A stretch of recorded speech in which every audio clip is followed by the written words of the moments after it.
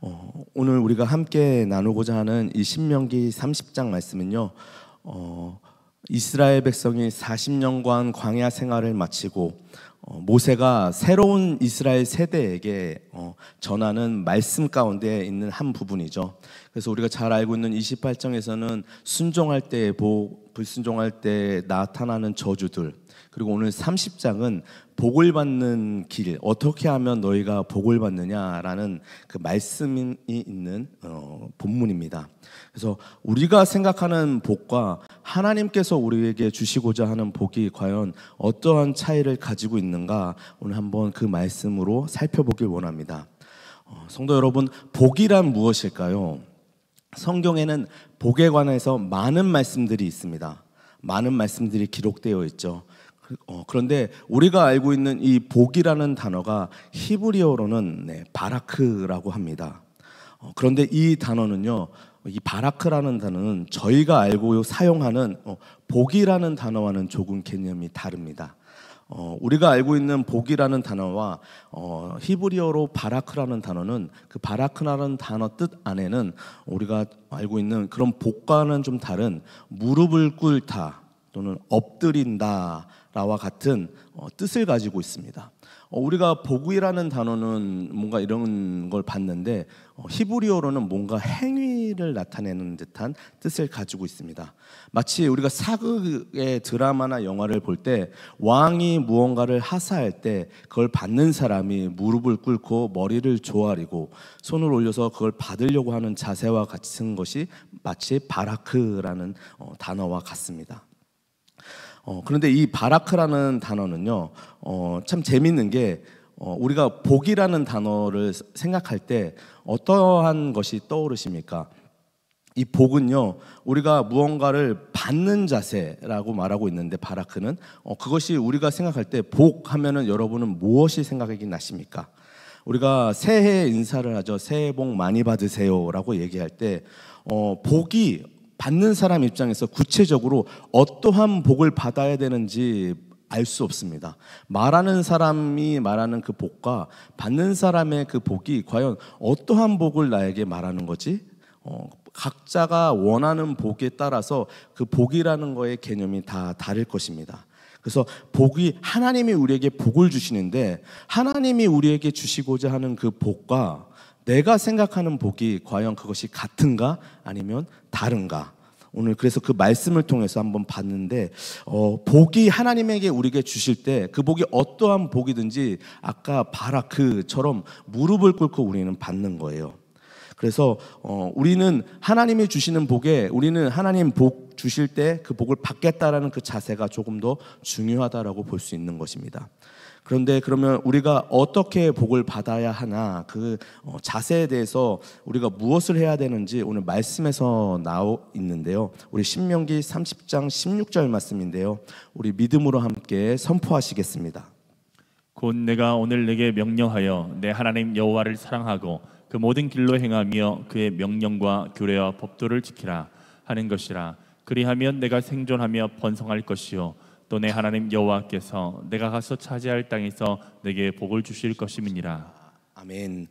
하나님이 복을 주실 때 모세는 이렇게 하라, 하나님께 복을 받을 때 너희는 이렇게 하라 라고 말하고 있는데요, 그 첫 번째는 바로 하나님을 사랑하는 것입니다. 내 하나님, 내 여호와를 사랑하고, 하나님을 사랑할 때 이와 같은 거를 할 수 있다라고 말합니다. 그럼 하나님을 사랑하는 방법이 무엇인가? 그 다음에 나옵니다. 모든 길로 행하며 그의 명령과 규례와 법도를 지키라. 하나님을 사랑하는 방법은요, 다른 것이 아닙니다. 그의 말에 순종하고 그 말을 따르는 것입니다. 그래서 모세는 너에게 명령한 그 규례와 법도를 지키라라고 말씀하고 있는 것입니다. 바로 순종을 말씀하고 있는데요, 이 순종에 관해서 우리 창세기 12장 1절에서 2절 말씀이 있습니다. 우리 한번 믿음으로 선포하시겠습니다. 여호와께서 아브라함에게 이르시되 너는 너의 고향과 친척과 아버지의 집을 떠나 내가 내게 보여줄 땅으로 가라. 내가 너로 큰 민족을 이루고 내게 복을 주어 내 이름을 창대하게 하리니 너는 복이 될지라. 아멘. 하나님이 아브라함에게 복을 주시려고 할 때 내 고향과 친척과 아버지의 집을 떠나라라고 말씀합니다. 하나님이 말씀하시고 그것을 순종하라라고 말씀하시는데요. 우리가 인간적으로 상식적으로는 지금이야 이렇게 이사하는 것이 쉬울 수 있고 옮기는 것이 쉬울 수 있지만 고대에는 그것이 쉽지 않죠. 자신의 가족과 친척을 떠난다는 것 자체는 죽음을 놓고 논할 수 있을 정도의 문제인 것이죠. 우리의 생각으로나 상식으로는 이해되지 않는 문제, 그것을 순종하라라고 말씀하십니다. 이스라엘 백성도 40년 전에, 지금 나와 있는 광야에서 생활하는 40년 전에 하나님이 그들에게 가나안 땅을 정복하라라고 말씀하셨죠. 그렇지만 그것을 순종할 때, 그리고 순종하지 않음으로써 광야 40년의 생활을 겪게 됩니다.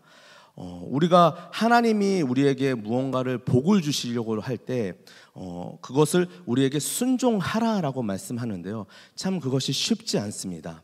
우리 원로 목사님이 말씀 가운데, 간증 가운데 전도사 시절에 부흥 강사분이 오셔서 목사님에게 전도사 건축 헌금 100만 원 이 얘기할 때 처음에 순종할 수 없었다라고 말씀하시죠. 그리고 우리 담임 목사님께서 미국에서 도시를 다시 옮겨야 할 때 지금은 아닌 것 같아 라고 할 때 그 차가 뒤집히고 옮겨졌을 때, 그 순종했을 때 지금으로까지 올 수 있는 자리, 그 순종의 시작으로 지금까지 올 수 있는 것이 그 복의 근원이 되는 것입니다. 그래서 순종할 때 우리 눈에는 지금 당장 그것을 순종하고자 할 수 없을 것일 확률이 큽니다. 우리가 이해하고 따를 수 있는 것을 하나님은 말씀하지 않으시죠. 우리가 지금은 이해하지 못하고 과연 그것을 통해 어떻게 역사하실지 알 수 없으나 하나님은 그것을 아시는 하나님은 우리에게 복을 주시기 위해 이 말에 순종해라 라고 말씀하고 계십니다. 사랑하는 성도 여러분, 이 새벽에 나오신 우리 성도 여러분 중에 그것을 모르는 분은 없을 것입니다. 우리가 하나님 말씀에 순종해야 되는 것을 모르시는 분은 아무도 없으실 겁니다.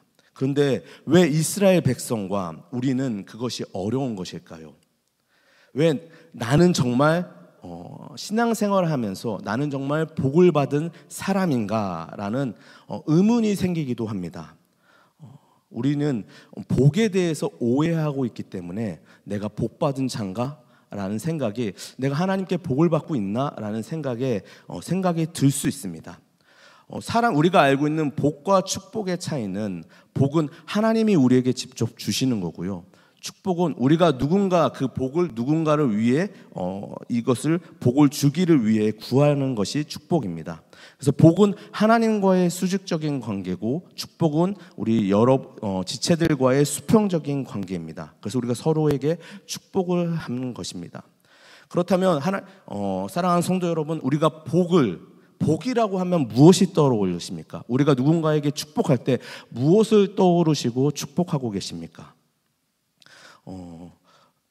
우리가 복이라고 하면 아마도 장수하는 것, 오래 사는 것, 또는 많은 재물을 얻는 것, 어떠한 권력을 갖는 것, 또는 명예와 지혜와 지식을 얻는 것, 아니면 우리의 자녀들이 잘 되는 것, 여러 가지 등등 다른 여러 가지 것들이 우리가 생각날 것입니다. 근데 우리가 복을 받았다고 말할 때 우리가 생각하는 것들은 아마 이와 같은 것들 중에 하나일 겁니다. 그리고 복 받으세요라고 말할 때도 이와 같은 것 중에 하나를 받거나 이와 같은 모든 것을 받고자 할 때 우리가 복 받을 때 이런 걸 받아야겠다라고 생각할 것입니다. 그러나 하나님이 말씀하시는 복은 우리가 삶에서 누려지는 이 물질적인 풍요나 사회적으로 성공이나 평안과 안정 같은 것을 말하는 것보다 더 심오한 것을 말하고 계시고 있습니다. 물질적인 풍요나 사회적인 성공이 잘못되었다는 것이 아닙니다. 그런데 하나님이 말씀하시는 복은 그거보다 조금 더 깊다라는 것입니다. 하나님이 우리에게 주시고자 하는 복은 바로 이것입니다. 바로 하나님이 주시는 복, 우리 바라크라는 단어는요, 복 받았다는 말은 정확히 이 말과 일치합니다. 그것은 바로 하나님께서 우리와 함께 하신다라는 말과 동일합니다. 그러니까 복을 받았다라는 말은 하나님이 함께 하신다라는 말입니다. 우리 시편 23편 4절 말씀인데요. 우리 함께 믿음으로 선포하겠습니다. 내가 사망의 음침한 골짜기로 다닐지라도 해를 두려워하지 않을 것은 주께서 나와 함께 하심이라. 주의 지팡이와 막대기가 나를 안위하시나이다. 네, 말씀 잠깐 띄워주시면요. 내가 사망의 음침한 골짜기를 다닐지라도 해를 두려워하지 않는 것은 주께서 나와 함께 하심이라. 여러분, 사망의 음침한 골짜기, 지금 나의 상황과 환경이 어렵고 정말 힘든 가운데 있다 할지라도요, 하나님이 나와 함께 하시면 그 사람은 복 받은 사람입니다. 여러분 믿으십니까? 네, 신명기 8장 2절에서 4절 말씀입니다. 우리 믿음으로 함께 선포하시겠습니다. 내 하나님 여호와께서 이 40년 동안에 내게 광야길을 걷게 하신 것을 기억하라. 이는 너를 낮추시며 너를 시험하사 내 마음이 어떠한지 그 명령을 지키는지 지키지 않는지 알려 하심이라. 너를 낮추시며 너를 줄이게 하시며 또 너로 알지 못하며 내 조상들도 알지 못하던 만나를 내게 먹이신 것은 사람이 떡으로만 사는 것이 아니요 여호와 입에서 나오는 모든 말씀으로 사는 줄을 내가 알게 하려 하심이니라. 이 40년 동안에 내 의복이 헤어지지 아니하였고 내 발이 부르트지 아니하였느니라. 아멘. 하나님이 우리를 다스리고요, 우리를 훈련하는 이 광야에 들어갈 때, 또는 우리가 어려움을 당할 때, 그것이 우리에게 저 사람은 저주를 받았거나 저 사람은 죄로 인하여서, 물론 이스라엘 백성이 하나님의 말씀에 순종하지 않았기에 40년을 광야 생활을 했지만, 우리가 봤을 때는 그것이 저주와도 같지만 하나님은 이스라엘 백성을 다듬으시기 위한 시간으로 사용하셨다. 그리고 하나님이 그들을 고아와 같이 버려둔 것이 아니라 그들의 조상도 먹지 못하고 알지 못했던 만나를 먹이셨다라고 말씀하십니다. 또한 그들이 40년 동안 그 광야길을 걸을 때 그 의복이 헤어지지 않고 발이 부르트지 않도록 하나님이 함께하고 계셨다라는 것입니다. 낮에는 구름 기둥으로, 밤에는 불 기둥으로 이스라엘 백성을 지켜보호하시고 앞서가셨죠. 우리가 생각할 때는 그 광야 생활이 어렵고 힘들고 고난과 같은, 내가 복을 받지 못하는 상황과 같이 생각할 수 있지만 하나님의 입장에서는 그것이 우리에게 주시는 복이라는 것입니다. 그래서 광야와 어려운 삶의 상황과 환경에 놓여 계신 우리 성도님들이 계십니까? 주님은 여러분의 뒤에서 그 주님의 그 피 묻은 손으로 여전히 여러분들을 붙잡고 계신 줄 믿으시기 바랍니다. 그렇기 때문에 우리가 낙심할 이유가 없습니다. 우리가 저주받은 사람이 아닙니다. 하나님이 우리와 함께 계시는, 우리는 복 받은 사람인 것입니다. 제가 이지용 목사님 설교 말씀을 듣는 가운데 한 예시가 있었습니다. 이러한 컵이 있는데요. 이러한 컵에 펜을 넣습니다. 그러면 우리가 손이나 아니면 어떠한 도구로도 이 펜과 접촉하지 않고 이 펜을 갖고자 할 때 어떻게 하냐라는 질문을 하십니다. 여러분, 이 펜이 여기 있고 내가 손이나 어떠한 것으로 닿지 않고 이 펜을 가지려면 어떻게 해야 할까요? 이 펜을 가질 수 있을까요? 이 펜을 갖는 방법은 펜을 직접 갖는 게 아니라 이 컵을 가지면 이 안에 있는 펜 또한 따라오게 된다라는 것입니다. 우리가 생각하는 물질적인 풍요나 평안, 안전을 구하는 것이 아니라 그것은 한 일부분이고요. 복의 한 일부분이고요. 하나님이 우리와 함께 하실 때 그 나머지에 관련된 복은 따라올 수밖에 없다라는 것입니다. 왜냐하면요, 하나님은 복의 근원이시기 때문입니다. 그러면 우리가 어떻게 하나님과 함께 하기 위해서는 우리가 어떻게 해야 할까요? 우리가 어떻게 해야 하나님과 함께 할 수 있을까요? 하나님과 함께 할 수 있는 방법은 바로 딱 하나, 이것입니다. 바로 거룩함일 것입니다. 하나님은 우리와 함께 하고 싶으세요. 그래서 우리에게 복을 주시는데, 그 복은 우리가 하나님과 함께 해야 하는데, 우리가 아담으로부터 나온 그 이후에는 우리가 죄로 인해서 하나님이 우리와 함께 하실 수 없다라는 것입니다. 거룩이신 거룩 자체이신 그분이 우리와 함께 하시고 싶은데, 우리가 우리의 죄로 인해서 하나님과 함께 할 수 없는 단계에 이르렀습니다. 그래서 우리가 하나님이 우리에게 가까이 오고 싶으시나 우리의 죄로 인해서 우리가 그 죄로 인해서 멸망을 당할까 하나님이 우리와 함께 하시지 못하시기에 하나님이 그것을 해결하시기 위해 이 땅 가운데 친히 직접 육신을 입고 내려오신 바로 예수 그리스도가 이 땅 가운데 오신 것입니다. 그래서 우리가 거룩하여지기 위해서는요, 하나님께서 우리에게 복을 주시기 위해서, 우리가 복을 받기 위해서, 우리가 거룩하게 되기 위해서 우리가 죄가 없으신 예수 그리스도가 우리 죄를 친히 담당하시고 십자가에 죽으시고 부활하신 것입니다.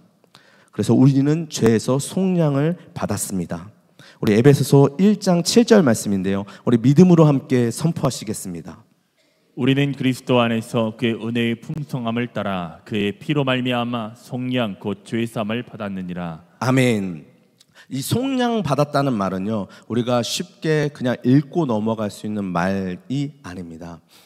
속량 받았다라는 것은 노비가 자신의 그 몸값을 지불하고 양반의 신분으로 바뀌는 것입니다. 여러분, 이것은 결코 쉽게 일어날 수 있는 일이 아닙니다.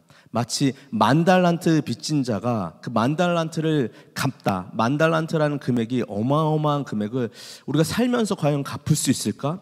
그런데 그 갚지 못하는 것을 탕감받는 것과 같이 이 속량이라는 것은 나의 그 죄, 내가 감당할 수 없고 내가 해결할 수 없는 그 죄를 예수 그리스도로 말미암아 죄 없다 하심을 받는 게 바로 속량이라는 것입니다. 그래서 그것을 우리의 어떠한 공로, 우리가 어떠한 것으로 그것이 우리에게 나타난 것이 아니기 때문에 그것을 우리가 은혜라고 말하고 있는 것입니다. 에베소서 2장 8절과 9절 말씀인데요, 우리 믿음으로 함께 선포하시겠습니다.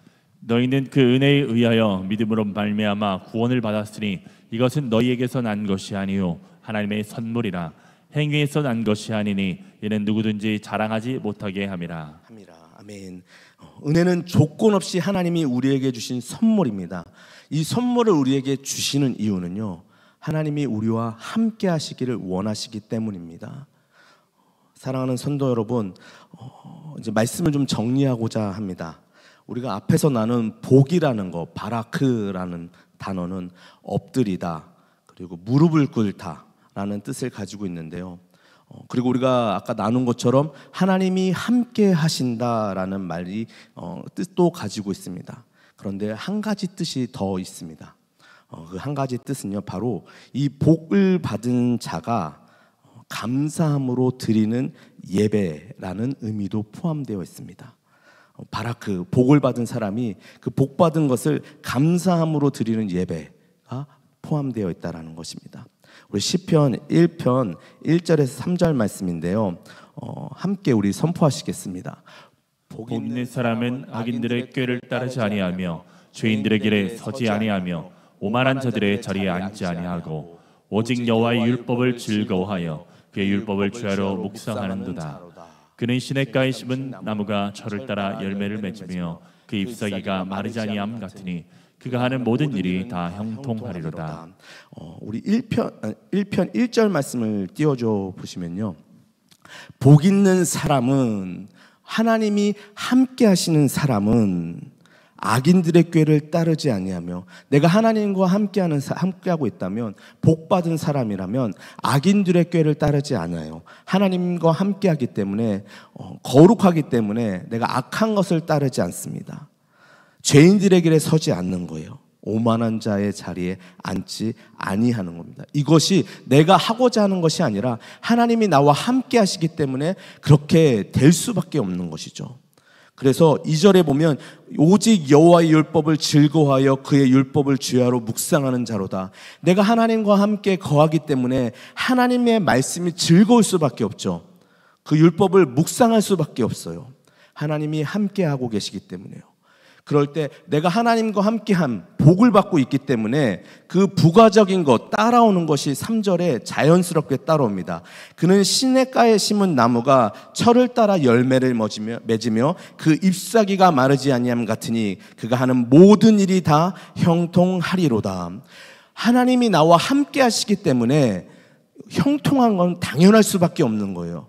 우리가 구하는 물질적인 풍요나 우리 안정적인 거는 내가 하나님과 함께하면 당연히 따라올 수밖에 없는 것입니다. 그래서 우리가 주목하고 우리가 구해야 할 것은 물질적인 것, 단순히 그 복의 어느 일부분을 구하는 것이 아니라 하나님이 나와 함께 하시기를 구해야 한다는 것입니다. 우리 창세기 26장에 이삭에 관한 말씀인데요. 우리 12절부터 한 절 한 절씩 한번 읽어보겠습니다. 이삭이 그 땅에서 농사하여 그 해에 100배나 얻었고 여호와께서 복을 주심으로, 여호와께서 복을 주셨어요. 물론 육신적인 그 어떠한 풍요로움을 얻게 하셨지만 하나님이 그와 함께 하신다라는 복을 주셨습니다. 그때 25절에 이렇게 말하고 있습니다. 이삭이 그곳에 제단을 쌓고 여호와의 이름을 부르며 거기 장막을 쳤더니 이삭의 종들이 거기서도 우물을 팠더라. 복을 받은 사람은요, 그 복을 받음으로 인해 감사함으로 예배를 드려요. 그래서 그곳에 제단을 쌓습니다.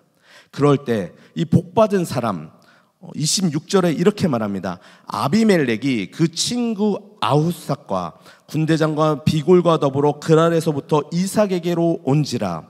그들이 이르되 28절에 이렇게 말씀합니다. 그들이 이르되 여호와께서 너와 함께 계심을 우리가 분명히 보았으므로 우리 사이에, 우리와 너 사이에 맹세하여 너와 계약을 맺으리라 말하였노라. 하나님께 복을 받은 사람은요, 하나님이 함께하고 계시기 때문에 다른 사람들이 봤을 때도 그가 하나님과 함께하심이 보이는 것이에요. 여러분, 사랑하는 성도 여러분, 여러분에게 하나님의 복이 임하였다면 하나님이 나와 함께 하심으로 그것이 나타날 수밖에 없다라는 것입니다. 그럴 때 이삭이 복을 받았다라는 그 말에 물론 물질적인 풍요도 있겠지만 하나님이 그와 함께 하심이 보일 수밖에 없다라는 것입니다. 그래서 그것이 단순히 우리가 물질적인 혜택, 하나님과의 관계에서 끝나는 것이 아니라 그 관계를 통해서 하나님을 예배하는 자리까지로 확장되어진다라는 것입니다. 사랑하는 성도 여러분, 우리가 복을 받았다라고 할 때 단순히 우리가 물질적인 풍요에서 멈추는 것이 아니라 하나님과의 관계, 그리고 우리의 예배가 확장되어서 우리 예배를 통해 하나님의 임재를 경험하는 자리까지 나가시길 주님의 이름으로 축복합니다. 그렇다면 오늘을 살아가고 있는 우리에게는 어떻게 적용하면 좋을까요? 오늘을 살아가고 있는 우리는 과연 하나님의 나와 함께 하신다는 것을 어떻게 알 수 있을까요? 예수님을 믿고 구원을 받은 우리에게, 예수님은 우리에게 이렇게 하신다라고 말씀하셨습니다. 우리 요한복음 14장 16절 말씀인데요, 우리 믿음으로 함께 선포하시겠습니다. 내가 아버지께 구하겠으니 그가 또 다른 보혜사를 너희에게 주사 영원토록 너희와 함께 있게 하리니. 아멘. 예수님이 말씀하세요. 또 다른 보혜사를 너희에게 주사 영원토록 너희와 함께 있게 하리니. 성부 하나님, 성자 예수님, 성령 하나님께서, 삼위일체이신 그 하나님께서, 그 성령님이 영원토록 우리와 함께 있겠다라고 말씀하십니다. 이것이 바로 복이라는 것이에요. 하나님이 나와 함께 하신다. 이제는 성령님이 직접 우리와 함께 하고 계신다라고 말씀하시고 계십니다. 사랑하는 성도 여러분, 그러면 우리 성도 여러분 복 받으신 분 맞으십니까?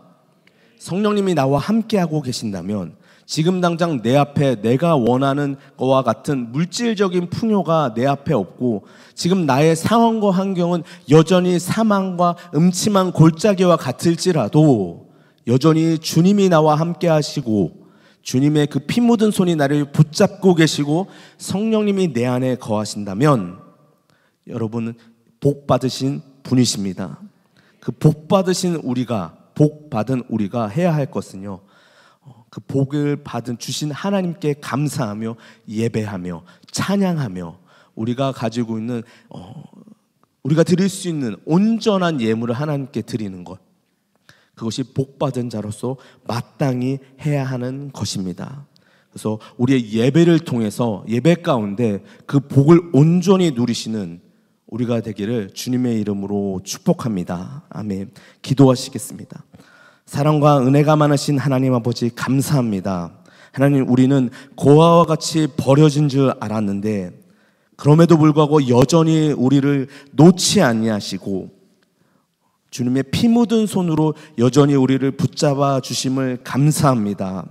하나님, 우리가 사망의 음침한 골짜기를 걷는 것과 같이 지금 나의 상황과 환경이 아픔과 고통이요 신음과 절망 가운데 있다 할지라도 여전히 나와 함께 하시는 하나님이 나와 함께 하심으로 내가 복 받은 자임을 깨닫게 하여 알게 하여 주심을 감사합니다. 하나님, 우리가 낙심하지 않게 하여 주시옵고 하나님을 온전히 예배하는 예배자가 되게 될 수 있는 은혜를 허락하여 주옵소서.